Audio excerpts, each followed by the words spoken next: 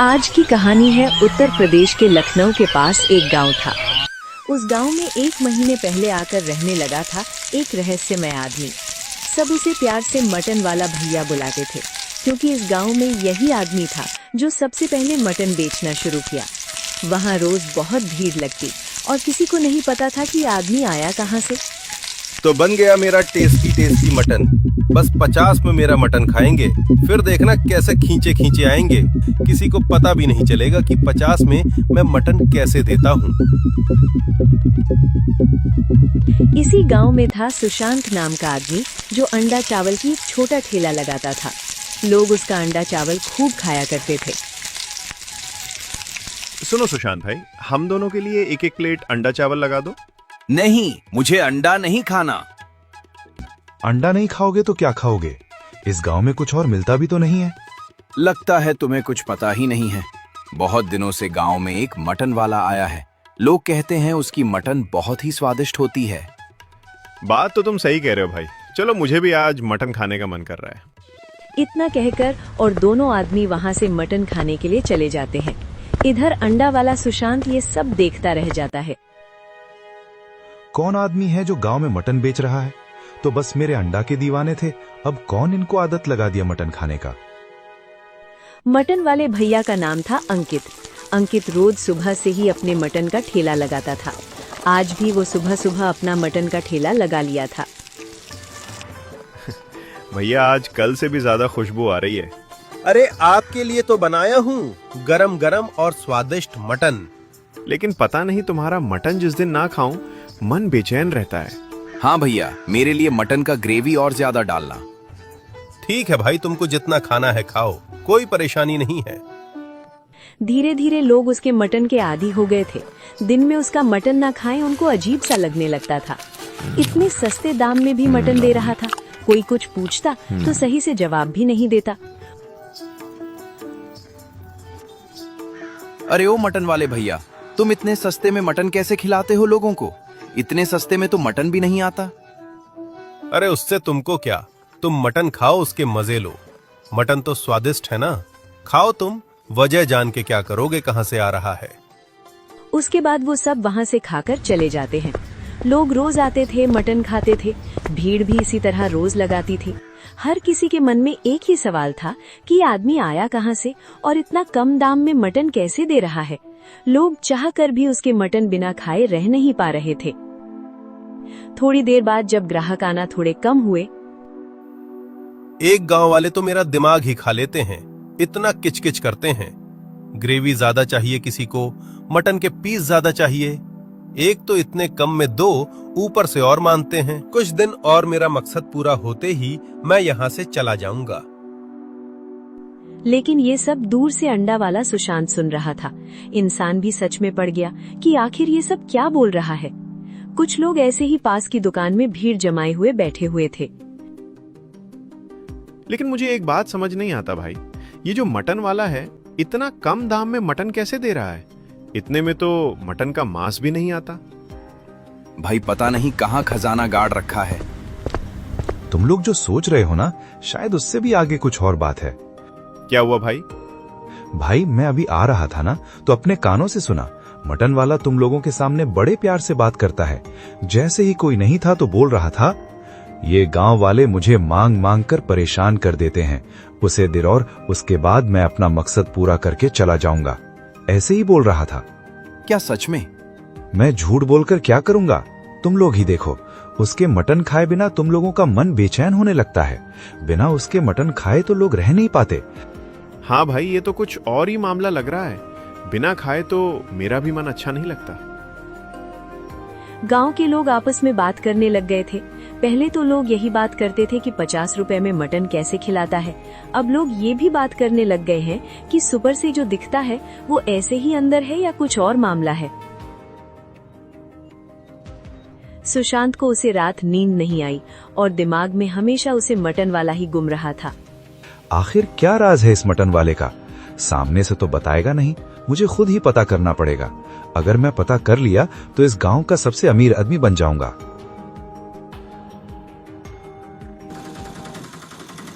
अगले ही दिन अगले ही दिन अंकित के मटन खाने के लिए गांव के लोग भीड़ लगाए हुए थे।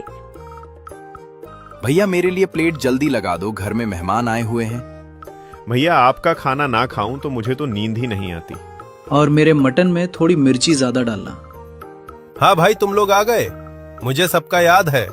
तुम्हारा मटन के साथ एक्स्ट्रा ग्रेवी, अरे भाई तुम्हें मटन का नल्ली वाला पीस, और तुम्हारे में एक्स्ट्रा मिर्ची। वाह भाई, तुम्हें तो सबके स्वाद पता है, को क्या खाना है, किसको कितनी मिर्ची खानी है। अरे भाई दोस्तों, तुम लोग तो मेरा परिवार हो, तुम्हारे खाने का ख्याल नहीं रखेगा तो कैसा होगा। सभी लोग मटन मांग रहे थे। अंकित मुस्कुरा के उन लोगों को मटन देने लगता है।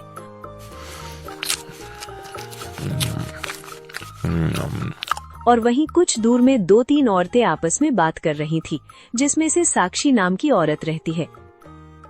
बहन, मेरा आदमी मुझे कहते थे तुमसे अच्छा खाना इस गांव में कोई नहीं बनाता है। अब देखो मेरे हाथ का खाना ही नहीं खाते। क्यों, क्या हुआ? कल मैं सोयाबीन और आलू की सब्जी बनाई थी, लेकिन उन्होंने खाना तो छोड़ छुआ तक नहीं उसे। हर घर से 200 रुपए लेकर उसे मटन वाले के पास मटन खाने चले गए। मेरे घर में भी यही हाल है। रोज ना सही लेकिन हर 2 दिन में एक बार जाते ही हैं। पर वहीं थोड़ी दूर पर कुछ पुरुषों की टोली बात कर रही थी। तुमने खाई क्या उसके मटन चावल? नहीं भाई, खाओ तो मन करता है, बार बार खाओ। नया भाई, मन किया दिमाग बस में वही खाने का करता है। न घर का खाना खाना का मन करता, न कुछ और। तभी सुशांत भी आ जाता है। मुझे पता है तुम लोग कुछ मटन वाले की बातें ही कर रहे होगे। कल रात को मैंने उसे कहीं भी जाते हुए देखा। क्या भाई, तुमने देखा? कहाँ जा रहा था? नहीं भाई, बस मैं दूर से देखा। वो बस पीछे वाली गली से चुपचाप कहीं जा रहा था। लग रहा था कहीं चुपके हुई जा रहा है। सुशांत दुकानदार की बातें सुनकर मन ही मन सोचता है, इसके पीछे जरूर कुछ राज है। अब तो दुकानदार ने भी देख लिया, मुझे आज जरूर इसका पीछा करना चाहिए। और वहीं साक्षी के मन में ये घर कर गया था कि उसके पति बार बार यहाँ के मटन क्यों खाते हैं। ये देखने के लिए वो अंकित के मटन ठेले पर जाती है। अंकित लोगों को मटन दे रहा था। लोग बड़े चाव से उसके मटन चावल खा रहे थे। कुछ देर बाद और सारे लोग वहाँ से मटन खाकर चले जाते हैं। बस सामने से थोड़ा मीठे से बोल दो, सब के सब सर पर चढ़ते हैं, जैसे उन्हें कहीं घर का मैं खाना बना रहा हूँ। लोग तो ऐसे मांगते हैं जैसे भुक्कड़ हो। तो इतने कम दाम में इनको मटन दे रहा हूँ, फिर भी लोग और मांगते हैं। साक्षी चुपचाप अपने घर की तरफ आ जाती है।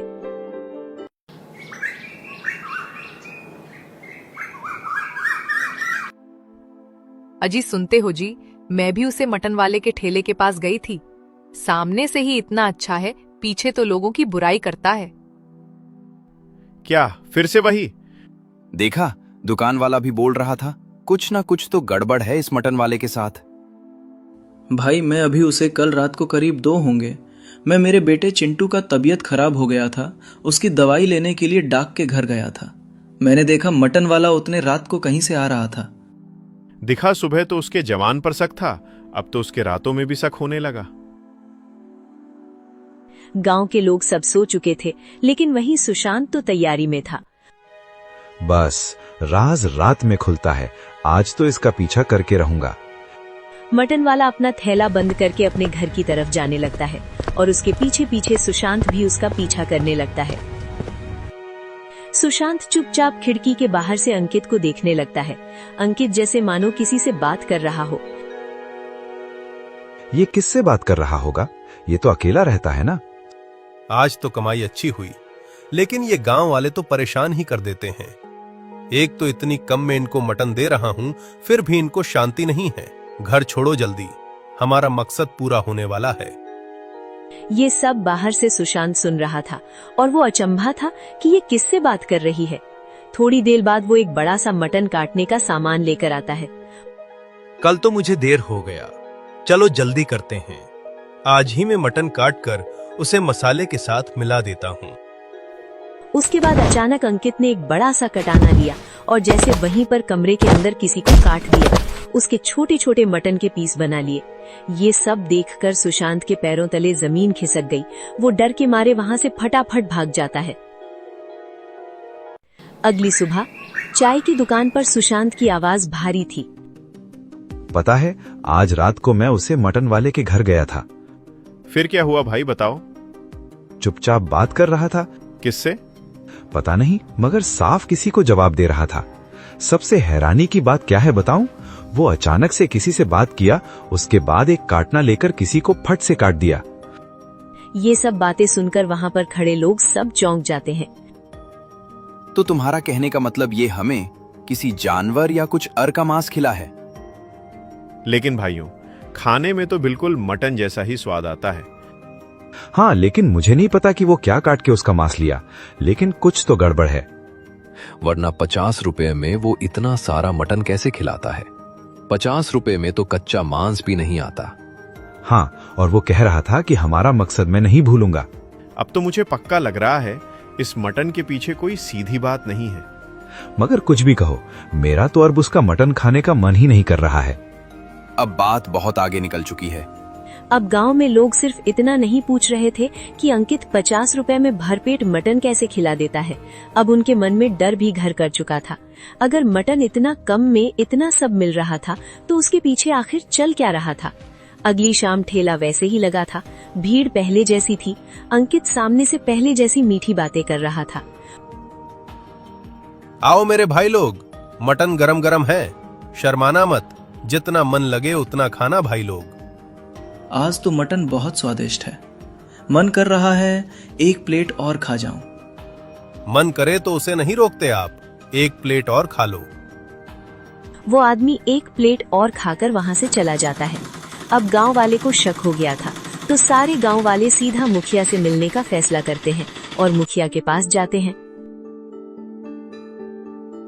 मुखिया जी, गांव के सारे लोग उसे मटन वाले के पास मटन खाने जाते हैं। इसमें क्या परेशानी है? मैं भी उसके मटन खाए, बड़ी स्वादिष्ट लगते हैं। सुशांत ने थोड़ा हिचकिताते हुए प्रधान को कहा। प्रधान जी, आपको थोड़ा अजीब लगेगा, पर मैंने पिछली रात ही उसको किसी से अकेले में बात करते देखा है। घर के अंदर ही कुछ मांस कट रहा था। प्रधान जी, आप कुछ करिए।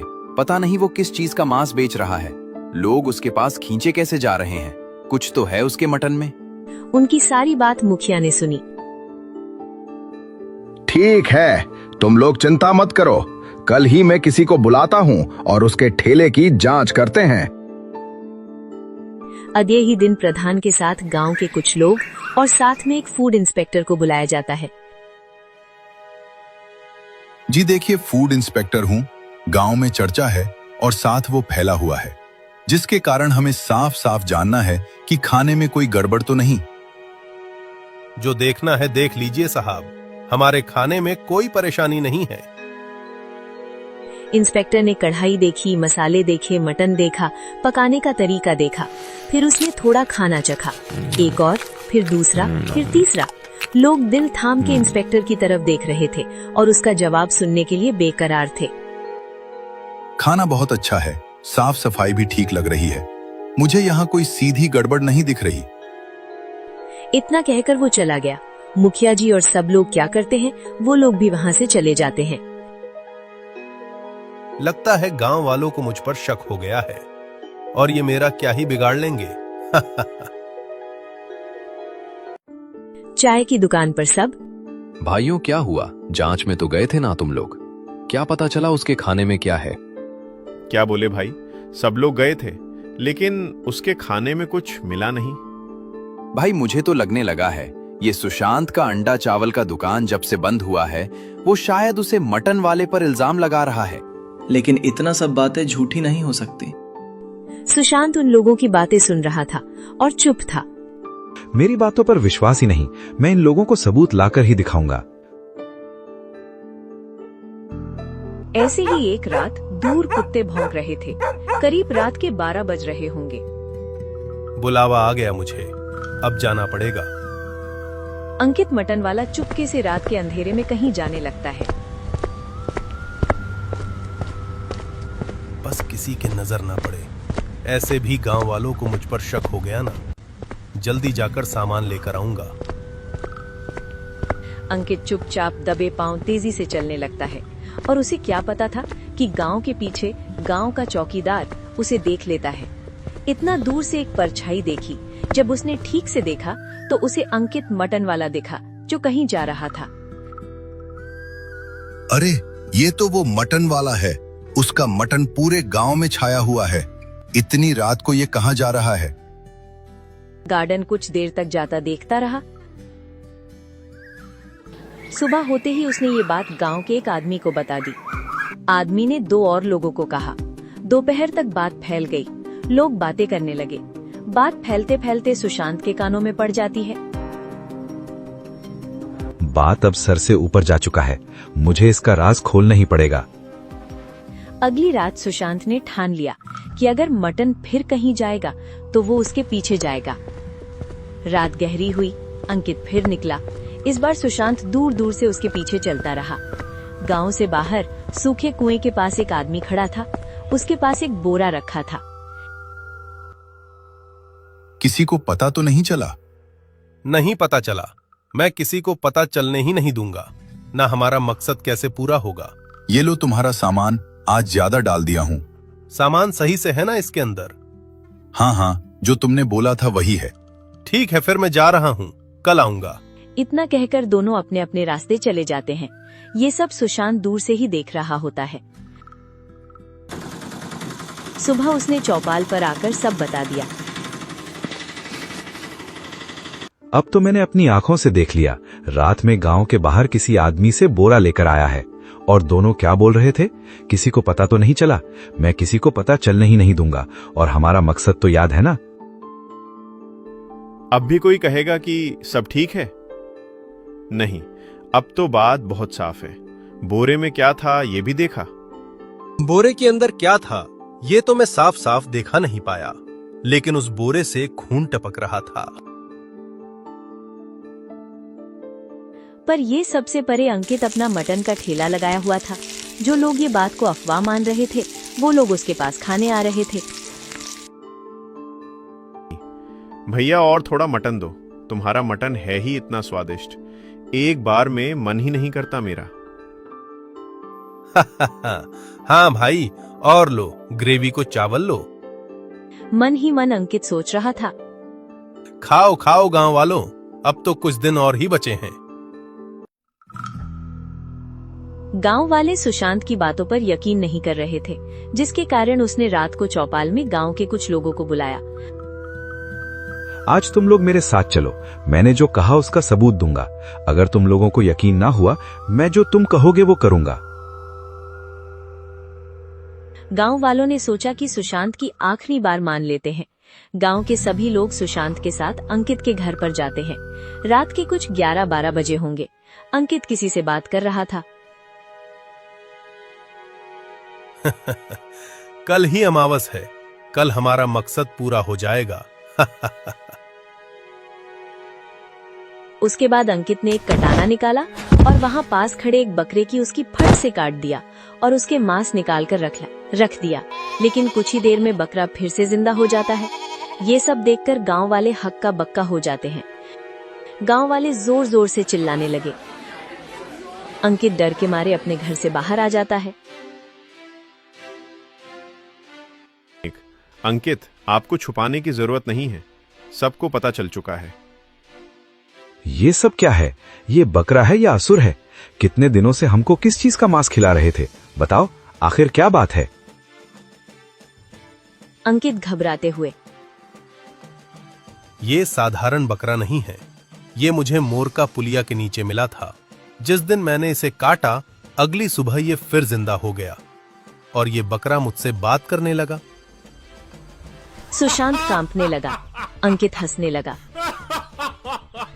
लोग सोचते हैं मैं सस्ता मटन बेचता हूं क्योंकि मैं दयालु हूं, पर असली वजह यह है कि ये बकरा कभी खत्म नहीं होता। हर रात मैं इसका मांस काटता हूं और सुबह ये फिर जिंदा हो जाता। लेकिन ये सब करके तुम्हें क्या मिला? बकरे को क्या मिल रहा है? कल आखिरी दिन था। तुम सब लोग मेरे गुलाम बन जाते हैं। तुम सबको खा जाता, उसके बाद ये पूरा गांव मेरा हो जाता। जिसे मैं बेचकर बहुत सारे पैसे कमा लेता। आगे की जिंदगी आराम से जीता। मूर्ख आदमी, तूने सारा खेल खराब कर दिया। अब मैं तुझे नहीं छोड़ूंगा।